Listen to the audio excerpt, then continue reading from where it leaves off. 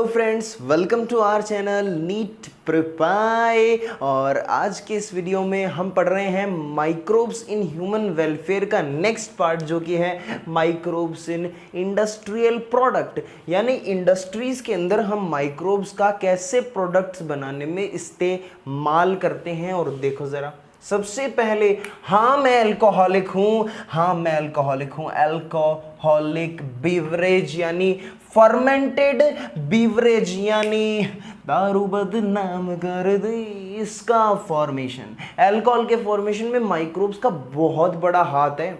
मतलब यही है वो घर उजाड़ने वाले, मजा दिलाने वाले माइक्रोब्स। कौन है माइक्रोब में? कौन है? यह है सैकेरोमाइसिस सेरिवेसी। और इसको तो मैंने पढ़ा था पिछले वीडियो में, सैकेरोमाइसिस सेरिवेसी। तो इसको तो बेकर्स यीस्ट बोलते थे ना, बेकर इसको यूज करता था ना। लेकिन नहीं, इस बार इसको बेवड़ा यूज करेगा। बेवड़े के काम आ रहा है ना, ये ब्रूअर्स यीस्ट है ये। इस बार इसको ब्रूअर्स यीस्ट बोलेंगे, क्योंकि ये यहां भी फर्मेंटेशन कराएगा। किसका फर्मेंटेशन कराएगा?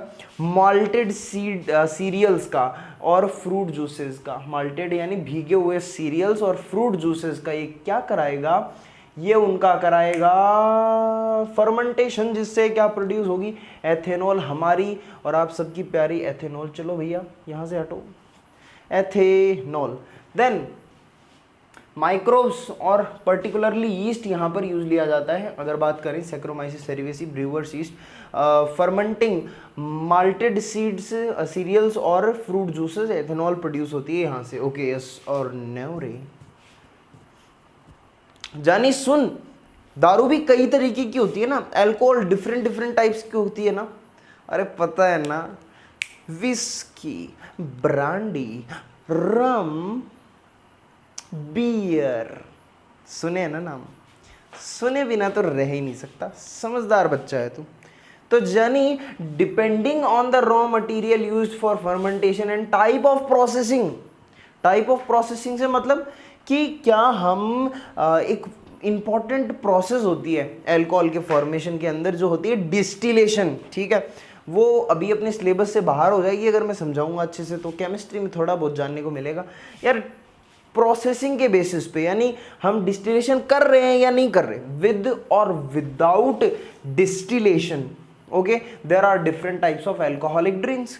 अगर हम विद डिस्टिलेशन कर रहे हैं तो विद डिस्टिलेशन से कुछ पर्टिकुलर एग्जांपल आपको याद करने, कौन सी ड्रिंक प्रोड्यूस होती है?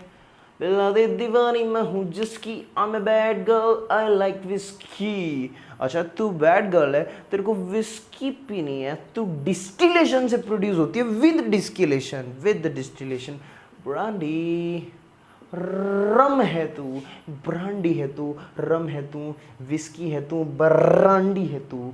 और without, what do you mean by without distillation? कौन से, मुझे एग्जांपल देके बताओ सर कि कौन सी ऐसी ड्रिंक्स हैं जो विदाउट डिस्टिलेशन प्रोड्यूस होती हैं। सो सुन जानी, ये हैं वाइन और बियर, वेरी फेमस वाइन और बियर। ये याद रखने, समझ गए ना? याद रखने हैं, wine, beer without distillation, whisky, brandy, rum with distillation. Then यहाँ पर कुछ मैंने ड्रिंक्स के नाम लिख ले। मैंने बोला था ना different types of alcoholic drink, जैसे लिखे हैं, जैसे बियर है, ये बार्ले से प्रोड्यूस की जाती है, बार्ले के फर्मेंटेशन से। बार्ले क्या है? एक सीरियल है, ठीक है, malted serial and fruit juices. So barley से याद रखना आपको, ये बियर बार्ले, बीबी किसकी सर? किसी की नहीं, इसकी बियर की बीबी बार्ले। नाउ ये भी याद रखना है कि इसके अंदर 3 to 6% अल्कोहल का कंटेंट होता है। अल्कोहल का कंटेंट कितना होता है? 3 to 6%। देन वाइन, ये क्या है सर? ये ग्रेप से प्रोड्यूस होती है, अंगूर खाएगा ना लंगूर। 10 to 20% अल्कोहल कंटेंट याद रखना। Beer, barley 3 to 6%। बियर में बड़ा कम अल्कोहल का कंटेंट होता है, नशा जरा इससे कम होता है, नशा जरा इससे कम होता है। सुन जान, वाइन बियर, वाइन ग्रेप से, ब्रांडी डिस्टिलेशन ऑफ वाइन से, ब्रांडी डिस्टिलेशन ऑफ वाइन से 60 to 70% अल्कोहल इसमें प्रेजेंट होती है। मतलब सबसे ज़्यादा आपको एल्कोहल का कंटेंट कहाँ देखने को मिलता है? ब्रांडी में, ब्रांडी में देखने को मिलता है। डिस्टिलेशन ऑफ वाइन से जो बनती है, वाइन के डिस्टिलेशन से। मैंने वहाँ बोला था ना कि वाइन तो विदाउट डिस्टिलेशन प्रोड्यूस होती है, लेकिन अगर मैं इसका डिस्टिलेशन प्रोड्यूस करता हूँ मुझे ब्रांडी मिलेगी जिसमें 60 to 70% एल्कोहल होगी। देन गिन, ये बिल्कुल भी याद नहीं रखना, यूरोपियन राइस स्केल सीरियल से ऑब्टेन होती है 40% alcohol content. Then rum, molasses of sugar cane and alcohol content is 40%, ये भी याद रखना 40%। सबसे कम किस में है? बियर के अंदर। सबसे ज़्यादा किस में है? ब्रांडी के अंदर। Rum, molasses of sugar cane and alcohol content is 40%, ठीक है। सो ये मैंने आपको इसका इंडस्ट्रियल प्रोडक्ट का एक पार्ट बता दिया जहाँ पर मैंने आपको एल्कोहलिक या फिर फर्मेंटेड बेवरेज के बारे में बताया।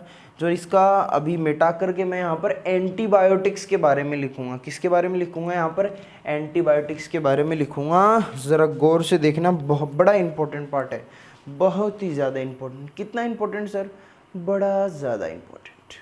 सो देखिए, we are here with antibiotics. तो एंटीबायोटिक्स क्या होती हैं? नाम से हमें समझ में आता है, एंटी मतलब against and bio means life. So against life, इसका मतलब अगेंस्ट लाइफ सर, इसका मतलब ये हमारी दुश्मन है, हमारी जान की दुश्मन है? नहीं है, ऐसा नहीं है।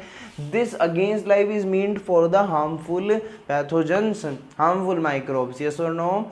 नाउ द एंटीबायोटिक्स क्या होते हैं? एंटीबायोटिक्स सिंपली, अब आपको पता है, एक सिंपल सी डेफिनेशन होती है कि ये ऐसे केमिकल्स होते हैं, ये ऐसे केमिकल्स होते हैं एंटीबायोटिक्स जो एक बैक्टीरिया या एक माइक्रो ऑर्गेनिज्म या एक फंजाई, जो मतलब मैंने एक माइक्रो ऑर्गेनिज्म बोल दिया completely. So micro organism produce करता है पैथोजेंस, मतलब अपने बचाव के लिए। उनको हम वहाँ से लेकर के अपने मतलब के लिए यूज ले लेते हैं। जैसे antibiotics are chemical substances which are produced by some microbes and can kill or retard the growth of other disease causing microbe। मतलब ये क्या कर सकते हैं केमिकल्स? ये अदर माइक्रो ऑर्गेनिज्म की, अरे अदर नन्हे मुन्ने खतरनाक गुंडों की किलिंग कर सकते हैं, या इनको, इनकी ग्रोथ को रिटार्ड कर सकते हैं ताकि हम बीमार ना हो।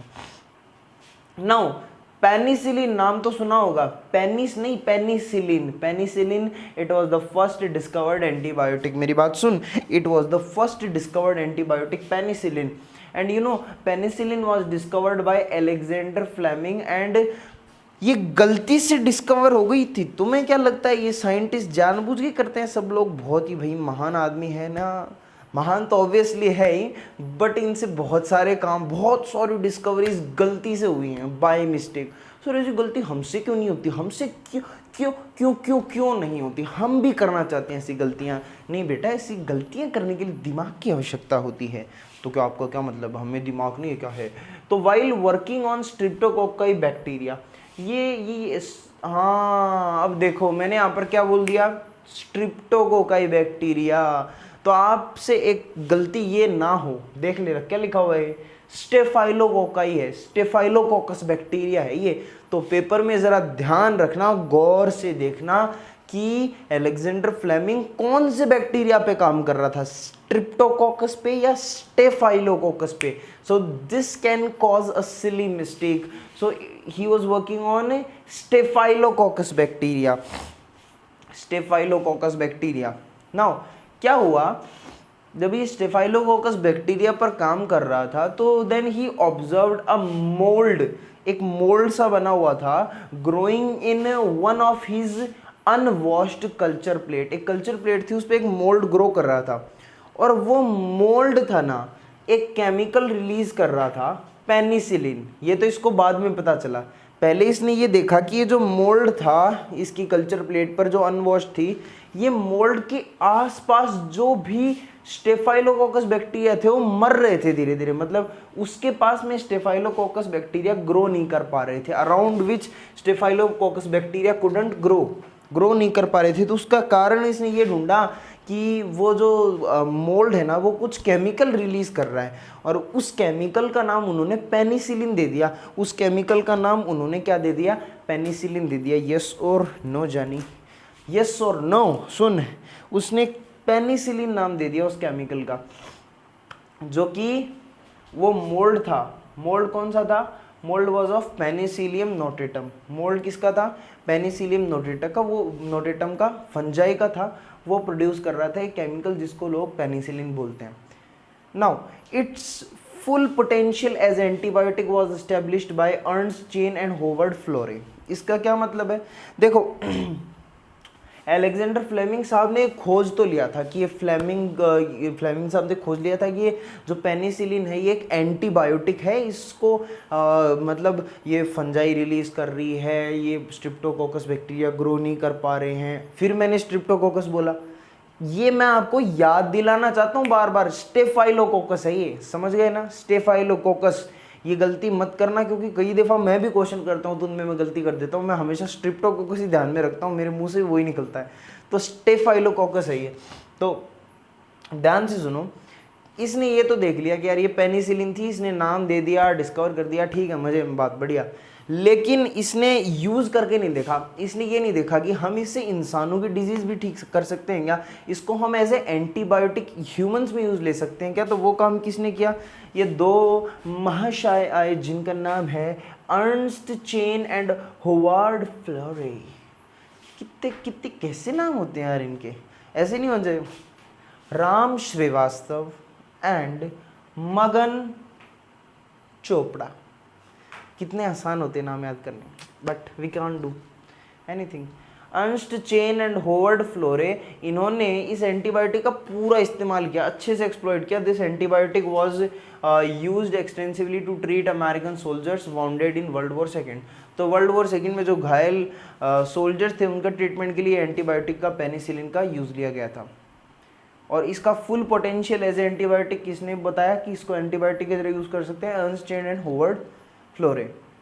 नाउ यू नो, इसी काम के लिए, इसी पेनिसिलिन की डिस्कवरी के लिए, एंटीबायोटिक की डिस्कवरी के लिए फ्लेमिंग को, अलेक्जेंडर फ्लेमिंग को, अर्नस्ट चेन को और होवर्ड फ्लोरे, चेन एंड फ्लोरे और फ्लेमिंग को नोबेल पुरस्कार से सम्मानित किया गया। नोबेल पुरस्कार से सम्मानित किया गया 1945 में। ये आप याद रखेंगे। क्यों गुरुजी? इसको याद करने के लिए क्यों बोला आपने? क्योंकि एनसीईआरटी में दिया है और एनसीईआरटी हमारी ताई है, एनसीईआरटी की हमने खाई है। क्या? ज्ञान की थप्पड़। क्या बकवास कर रहे हो आप? पढ़ाओ ना। Fleming, Chain and Florey, Nobel prize मिला 1945 में। Now antibiotics have greatly improved our capacity to treat deadly diseases such as plague, whooping cough, काली खांसी, वुफिंग कफ, प्लेग, डिप्थेरिया, गलघोंटू, लेप्रोसी, कुष्ठ रोग। देखो नाम देखो इनके।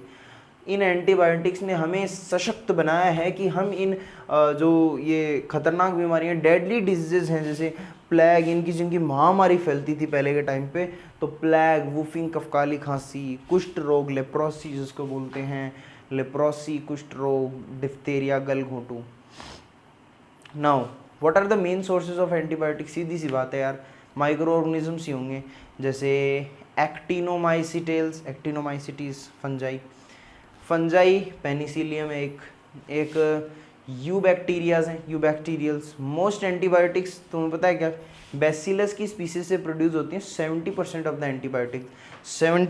एंटीबायोटिक बैसिलस की स्पीसीज से प्रोड्यूस होती हैं और बाकी की 30 सूडोमोनास स्पीसीज से। तो याद रखी जाएगी इस बात को कि यू बैक्टीरियल से मोस्ट एंटीबायोटिक्स किससे प्रोड्यूस होती हैं?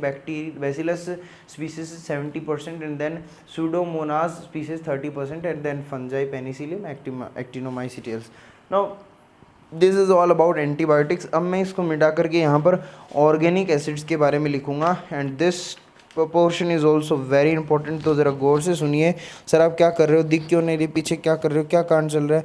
नहीं बेटा, मैं इस कैमरे को बंद करूँगा ताकि मैं क्या कर सकूँ, ताकि मैं अभी यहाँ पर मिटा करके इसको लिख सकूँ। अभी इस स्लाइड में मैं आपको पढ़ाऊँगा ऑर्गेनिक एसिड। आप एक काम करो ना, क्या करूँ?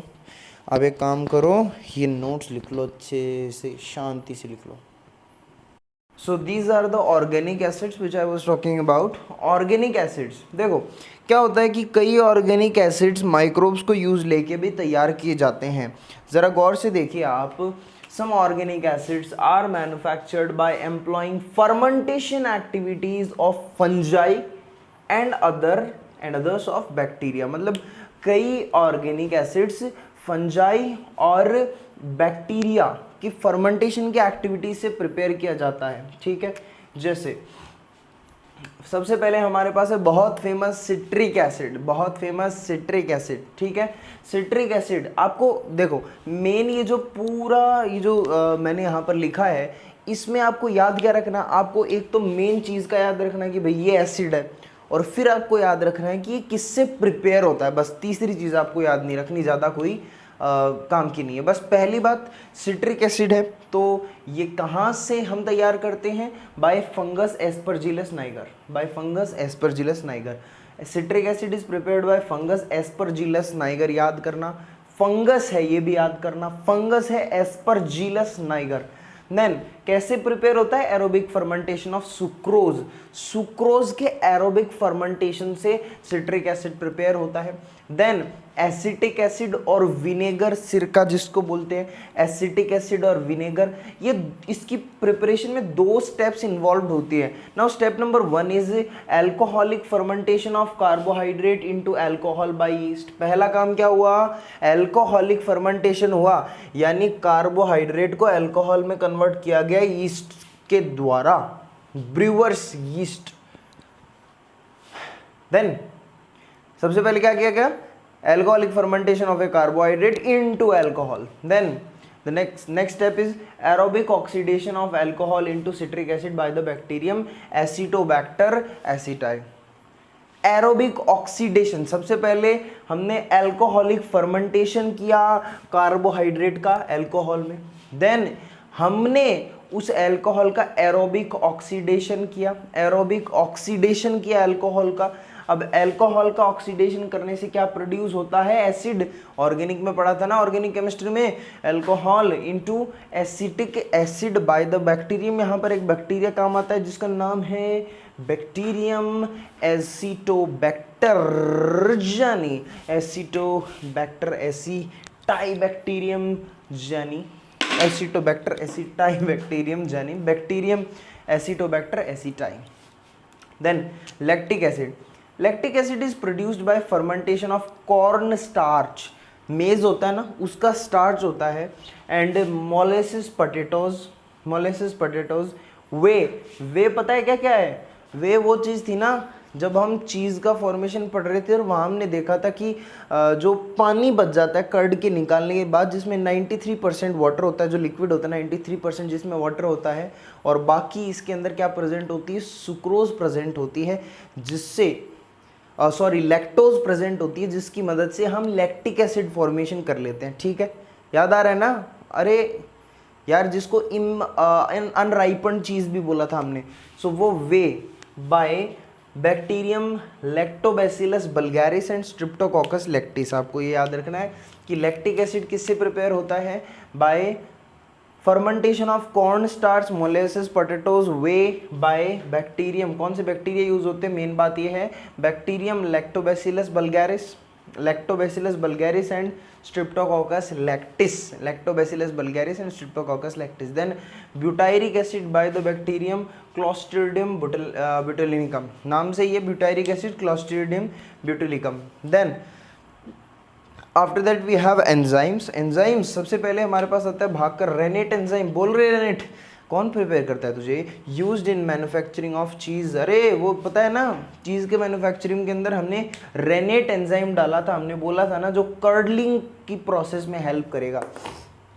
देन प्रोटीजेस, प्रोटीजेस ये from aspergillus oryzae, bacillus subtilis, bacillus licheniformis, bacillus licheniformis. Proteases from aspergillus oryzae, bacillus subtilis, bacillus licheniformis. इसके इनसे ज़्यादा इम्पोर्टेंट ये चीज़ है कि इसको कहाँ काम में लेते हैं। इसको हम डिटर्जेंट बनाने में काम में लेते हैं, यानी लॉन्ड्रीज में काम में लेते हैं। और लॉन्ड्रीज में क्या काम हुआ इसका, देखो कपड़ों पे जो प्रोटीनीशियस दाग धब्बे लग जाते हैं, जो प्रोटीनीशियस स्ट्रेन्स लग जाते हैं कपड़ों पे, उनको रिमूव करने के लिए, क्योंकि ये कौन सा एंजाइम है, ये प्रोटीएज एंजाइम है। ये कौन सा एंजाइम है, प्रोटीएज एंजाइम। और प्रोटीएज एंजाइम क्या करेगा, कपड़ों पे से दाग धब्बों को, स्ट्रेन्स को मिटाएगा जो प्रोटीनीशियस होंगे नेचर में। देन इसको एक काम और लिया जाता है जो बड़ा इंपॉर्टेंट है, इसको जो बॉटल्ड जूसेस होते हैं ना, देखा होगा ना कई बार हम घर पे जूस बनाते हैं वो तो इतना क्लियर नहीं होता, उसमें रेशे वगैरह रह जाते हैं। और जब हम बॉटल से, वही स्लाइस की बोतल या फिर कहीं और से कोई बॉटल जूस जैसे रियल वाले आते हैं, सो वो जूस जब हम खरीदते हैं तो वो एकदम क्लियर होते हैं एकदम। वो कैसे होते हैं, क्योंकि उनमें प्रोटीएजेस डाला जाता है। Bottle juices are clarified by the use of pectinases and proteases, by the use of pectinases and proteases. Then after that amylases है ना, ये मेनली अमाइलेज है, स्टार्च पे काम करेगा, पता ही है तुमको, अमाइलेज है स्टार्च पे काम करेगा। It is used in beer, bread, textile industries, bread and textile industries, beer industry, bread industry और टेक्सटाइल इंडस्ट्रीज में इनको यूज़ करते हैं। स्टार्च पे मेनली काम करता है ये, ठीक है। Then after that amylase, glucoamylase, amylase, glucoamylase and glucoisomerase, isomerase, glucoamylase and amylase.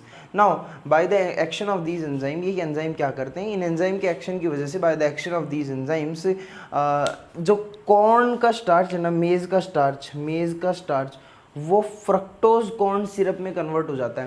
ये जो अमाइलेज, ग्लूकोमाइलेज और ग्लूको आइसोमरेज हैं, इनके एक्शन से इन ऑल एंजाइम्स के एक्शन से ये कॉर्न स्टार्च होता है, ये फ्रक्टोज कॉर्न सिरप में कन्वर्ट हो जाता है, फ्रक्टोज कॉर्न सिरप।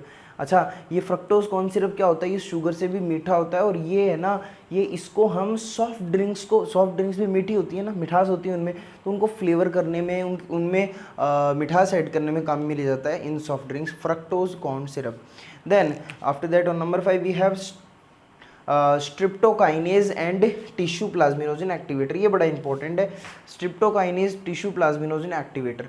सो ये स्ट्रिप्टोकाइनेज जो है ना, इसको क्लॉट बस्टर बोला जाता है, क्योंकि जो ब्लड वेसल्स के अंदर क्लॉट बन जाते हैं ना, उनको ये क्या करता है, बर्स्ट करता है, क्लॉट बस्टर।